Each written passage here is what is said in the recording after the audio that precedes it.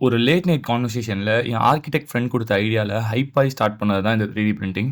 Discuss பண்ண கையோட அடுத்த 1 மாசத்துல நானும் என் ஃப்ரெண்டும் இன்வெஸ்ட் பண்ணி எங்களோட ஃபர்ஸ்ட் 3D பிரிண்டர் ஆர்டர் பண்ணேன். ஆர்க்கிடெக்ட் ஃப்ரெண்ட் குடுத்த ஐடியா என்னன்னா, "மச்சான் நெக்ஸ்ட் மந்த் ஆர்க் பசங்க எல்லாருக்கும் ப்ராஜெக்ட் குடுப்பாங்க. நீ இப்போ போட்ட இன்வெஸ்ட்மெண்ட்ட டபுளா ரிட்டர்ன்ஸ் எடுக்கலாம்டா. நீ ஒரு 3D பிரிண்டர் வாங்குனா" அப்படின்னு தான் சொன்னான். ஒரு ஆர்டர் கூட வரல.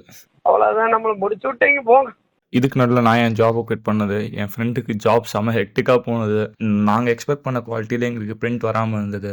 இதனால எங்களுக்கு 3D பிரிண்டிங்ல சரியா ஃபோக்கஸ் பண்ண முடியாம போயிடுச்சு. எங்களுக்கு இவ்ளோ ப்ராப்ளம்ஸ் இருந்தாலும், கேமிங் ஒரு செம ஸ்ட்ரெஸ் பஸ்டர்.